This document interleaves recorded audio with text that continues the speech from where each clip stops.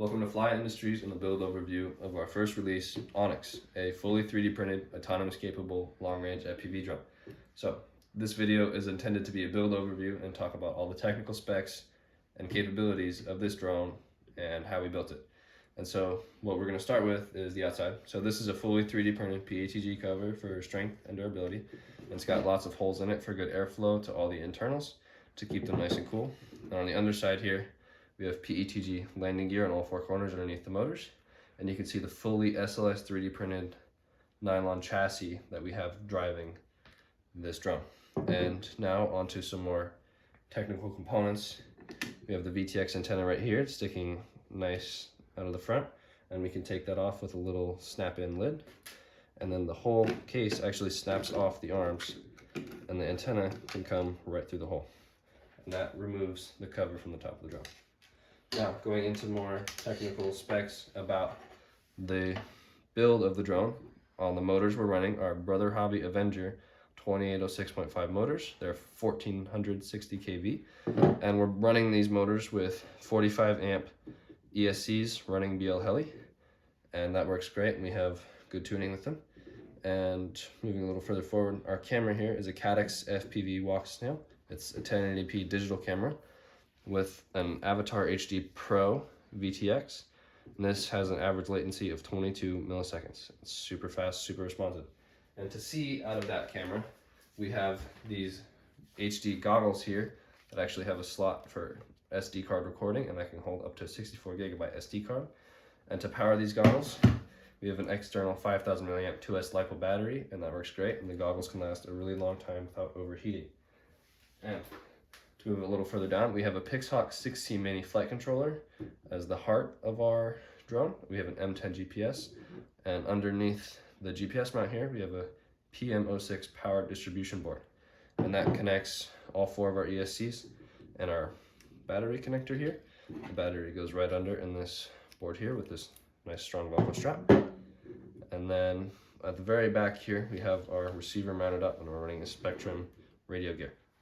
So to go into a little more technical details, we have the Spectrum receiver. It is DSMX compatible. It runs on 2.4 gigahertz, and it's mounted on this bar in the back to kind of get it away from the rest of the electronics, especially the GPS here, so there's no signal interference or anything like that. We use it. Oh, and the antennas here are orientated at specific angles. This one is perpendicular to the drone. This one is parallel with the front of the drone.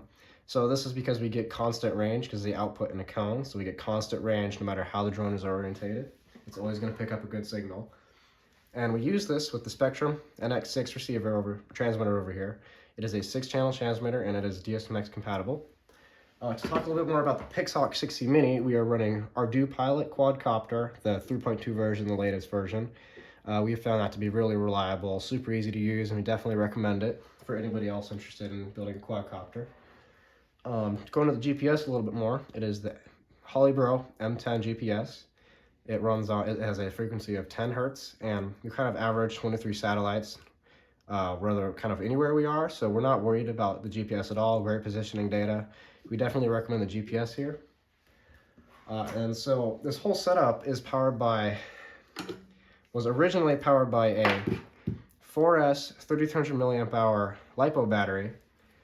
And this battery here, during testing, we found that we were drawing 32 amps on average. It would max out at 70, but 32 on average, so that comes out to about 8 per motor, which was too high for our likings. So we switched to a 1800 milliamp hour 6S battery, and that averages out to about 18 amps per motor, or 18 amps on average, which comes out to 4.5 per motor. So we kind of switched for efficiency.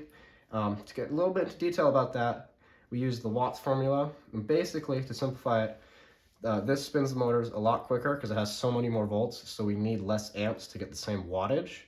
So it makes it incredibly more efficient, and we like it a lot. And this just gets slipped into the Velcro down here and tightened down. It's very easy to do. So to elaborate on those numbers a little bit more, this is the graph of our 4S battery. This sharp incline here is when it took off, and we started pulling a lot of current to get it up really quick. And on this other side, this is the descent and the landing, where it drops to 0 because it's disarmed on the ground. So if we draw kind of a mean line here, it comes about just under 30. So that kind of averages about 8 amps a motor, 8 amps a motor, and we found that to be really high to our liking. We didn't like that. We want it to be a lot lower. That is going to give us problems in the future, especially with like overheating and decreased flight times. And so that's why we switched to the 6S, which this graph here actually has 4 flights in it. That's why it peaks 4 times and it drops to 0. Right here is a takeoff, landing, takeoff, landing, takeoff, landing, and takeoff and landing. So kind of drawing an average line through the center of all of these comes out to about 15-ish. So that's about 4.5 a motor, and that's significantly better than the 4S. So that's why we swapped from the 4S to the 6S, and we found it to not overheat the motors nearly as quickly, and we just like it better overall. So thank you for watching our video. That is all about our drone. There will be more videos coming soon.